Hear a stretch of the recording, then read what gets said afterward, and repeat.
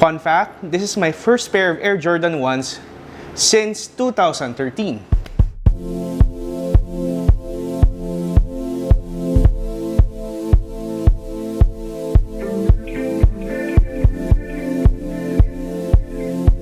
Hey there guys, Louie here, and I recently just came back from Taiwan where I had a vacation with my cousin and some of his friends. While I was there, I went into a bit of sneaker shopping in Shimingdeng. To check out some of the shops that I visit, I have a video here in the channel. Check that out, I'll include the link down below. So, among the many sneaker shops that I saw there, I recall counting at least 6 Nike stores, 5 Adidas stores. I remember, madami lang siya talaga.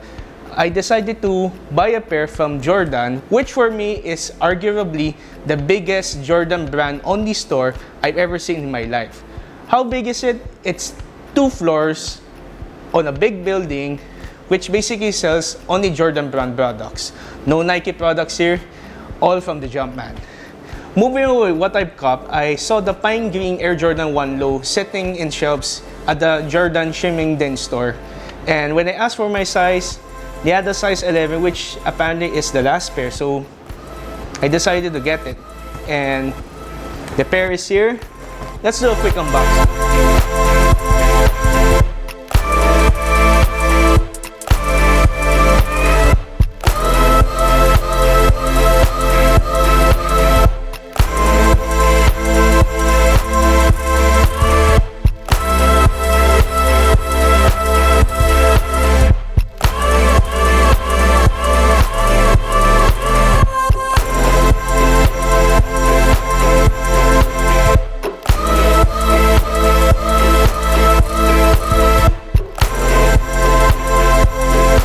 Quick trivia guys, did you know that there are at least a dozen Air Jordan 1 Low colorways that dropped last year?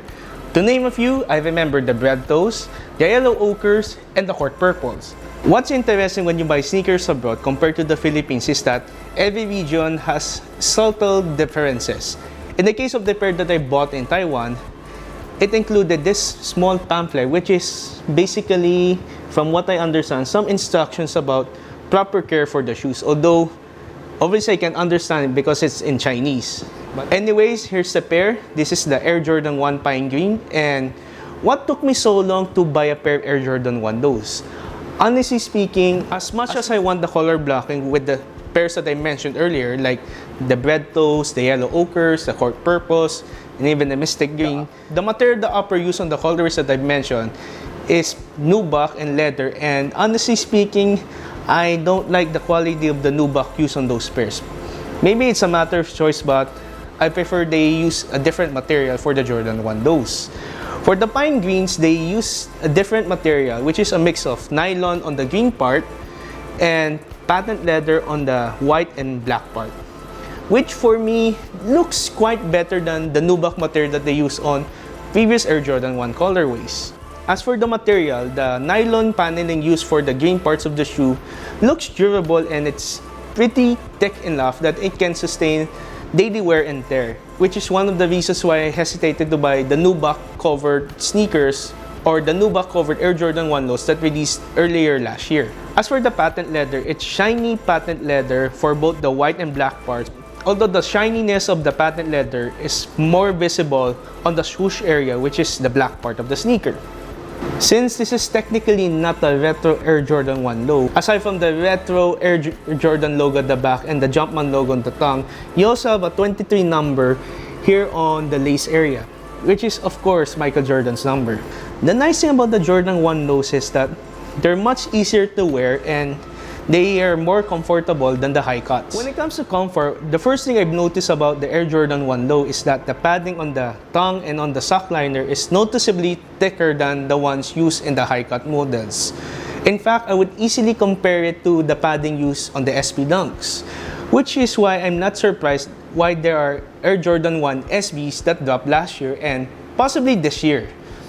In fact, the overall structure of the Air Jordan 1 Lows is somewhat similar to the SB Dunks, except of course Air Jordan 1 uses air cushioning and not Zoom Air as with the SB Dunks. Now, as for the sneaker itself, is it worth copying? Honestly speaking, if you want the Air Jordan 1s and you don't want to spend a lot, you might want to consider the Air Jordan 1 in low cut. Because in the Philippines, they're priced at 4,995, basically less than 5,000, and that is around half the price of what you would pay for a high cut Air Jordan 1. On average, the OG models would cost you upwards of 8,000 or more depending if it's a special edition model. Now, is it easy to cop a pair?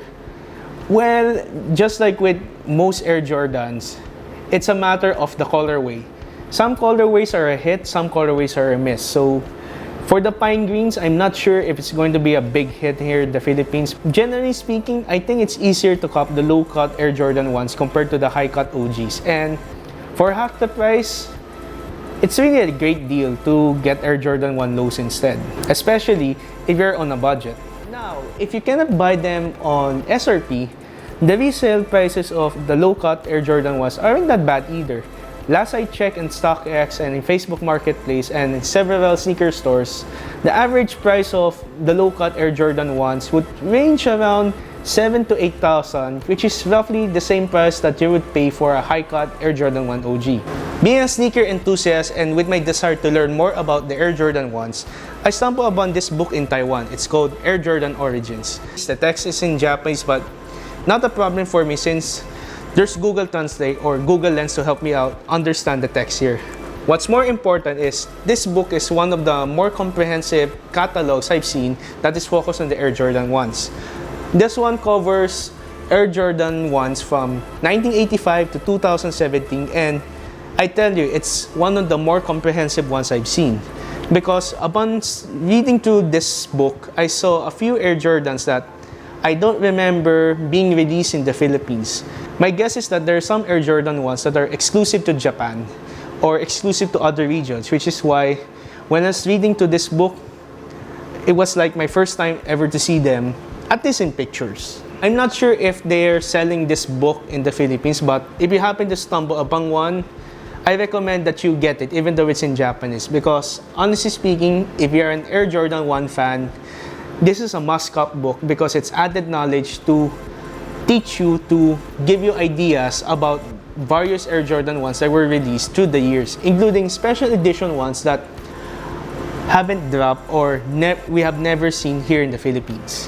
That's it for this vlog, guys. Make sure to follow and subscribe on my YouTube channel. Until the next cup, or until the next video rather. Peace out, guys.